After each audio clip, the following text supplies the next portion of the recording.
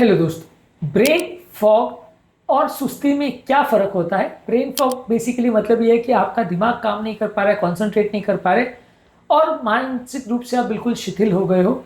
जबकि fatigue basically शारीरिक सुस्ती या कमज़ोरी पर ज़्यादा पॉइंट करता है।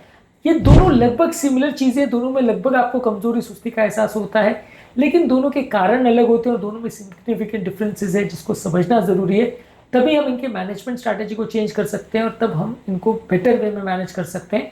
टॉपिक पर जाने से पहले जो लोग हमारे चैनल पर नए हैं उन्हें रिक्वेस्ट करूंगा कि चैनल को सब्सक्राइब करें। हमारे चैनल का पर्पज़ है लोगों को हेल्दी बनाना, हेल्थ एजुकेशन के द्वारा। इस मिशन में आप हमारे सहभागी बन सकते हैं चैनल को सब्सक्राइब करके, वीडियोज़ को लाइक करके, और यदि कंटेंट फ्रेंड्स फैमिली के लिए यूजफुल लगता है तो इसको उनके साथ शेयर भी करिए। इसके दौरान कुछ प्रैक्टिकल यूटिलिटी बातें, कुछ इंटरेस्टिंग स्टोरीज या कुछ साइंटिफिक फैक्ट्स और इन्फॉर्मेशन मैं आपको बताऊंगा। टॉपिक के दौरान कुछ हमारे एक्सपीरियंस के पॉइंट्स भी और इस मामले हमारा फाइनल वर्डिक्ट क्या है ये भी आपको बताऊंगा। तो बने रहिए हमारे साथ एंड तक। चलिए शुरू करते हैं।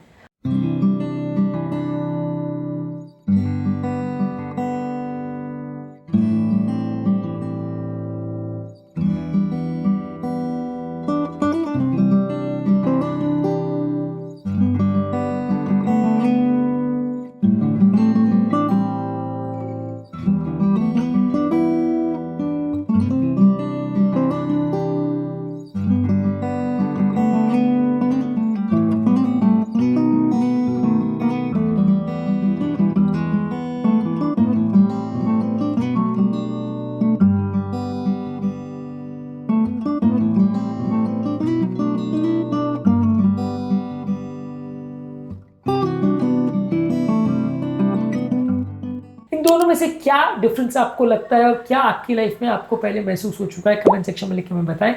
ब्रेन फॉग बेसिकली एक ऐसी कंडीशन है जब आपका माइंड बहुत स्लगिश हो जाता है, लेथार्जी हो जाता है। यहाँ पे आप कॉन्सेंट्रेट नहीं कर पाते, मेंटल फटीग में चल जाते हैं, इन्फॉर्मेशन को प्रोसेस नहीं कर पाते, सुस्ती हो जाती है। कारण इसके नींद ना होना, स्ट्रेस ज़्यादा होना, इन्फ्लेमेशन होना, डाइट जिसमें शुगर ज़्यादा हो और B12 की कमी हो, हार्मोनल चेंजेस की वजह से ऑटोइम्यून बीमारी में या लॉन्ग कोविड में ऐसा हो सकता है। जबकि फटीग एक बेसिकली बॉडी की टायर्डनेस की कंडीशन है जहाँ एग्जॉशन की वजह से बॉडी बहुत ज़्यादा हैवी फील करती है, आपकी बॉडी में मोटिवेशन नहीं रहता, कुछ काम करने की इच्छा नहीं होती, स्लीप से ये रिकवर नहीं होता। इसके कारण अनीमिया, थायराइड की प्रॉब्लम, क्रॉनिक बीमारियाँ, स्लीप हाइजीन की प्रॉब्लम, न्यूट्रिशनल प्रॉब्लम्स, डिप्रेशन और कुछ दवाइयों के साइड इफेक्ट में ऐसा हो सकता है। बेसिकली ब्रेन फॉग एक मेंटल कंडीशन है, फटीग एक मेंटल प्लस फिजिकल कंडीशन है। मेन फॉग में मेंटल फैकल्टीज कॉम्प्रोमाइज हो जाती है, फटीग में फिजिकल और मेंटल दोनों कॉम्प्रोमाइज होती हैं। स्लीप ब्रेन फॉग में बहुत ज़्यादा हेल्प नहीं कर पाता, जबकि फटीग में थोड़ा बहुत इससे मदद मिल सकती है अगर बीमारी की वजह से ना रहो तो। ब्रेन फॉग ज़्यादातर इन्फ्लेमेशन और पुअर डाइट से ट्रिगर होता है, जबकि फटीग नींद ना पूरी होने से, बीमारी से या एनर्जी की कमी होने से इंप्रूव हो सकता है।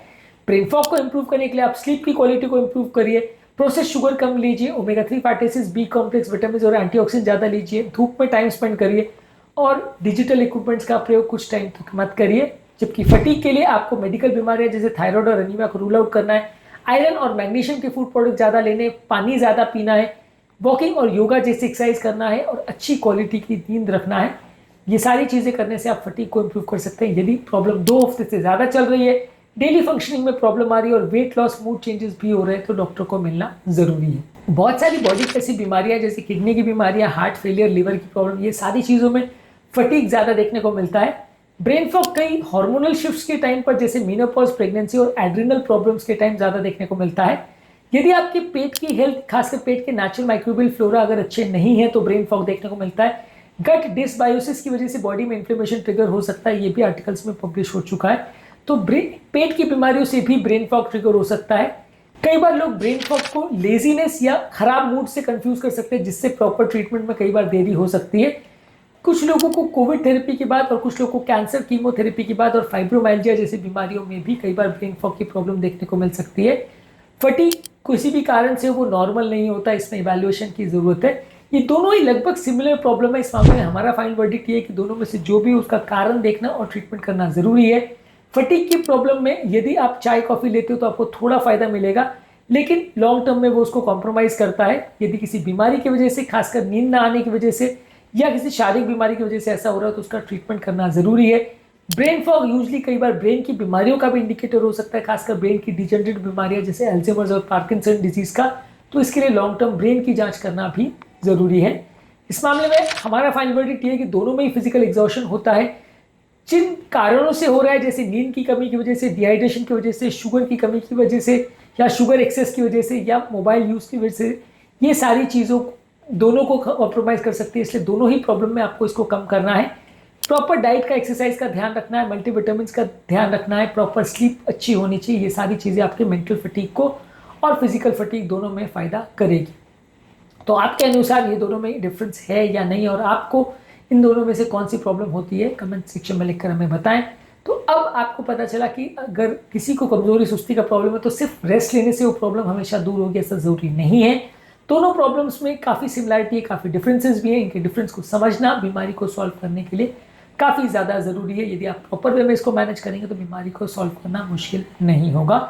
उम्मीद करूँगा कि आज के टॉपिक में कुछ नई बातें जानने को मिली होगी। जो लोग हमारे चैनल पर नए हैं उन्हें रिक्वेस्ट करूँगा कि चैनल को सब्सक्राइब करें।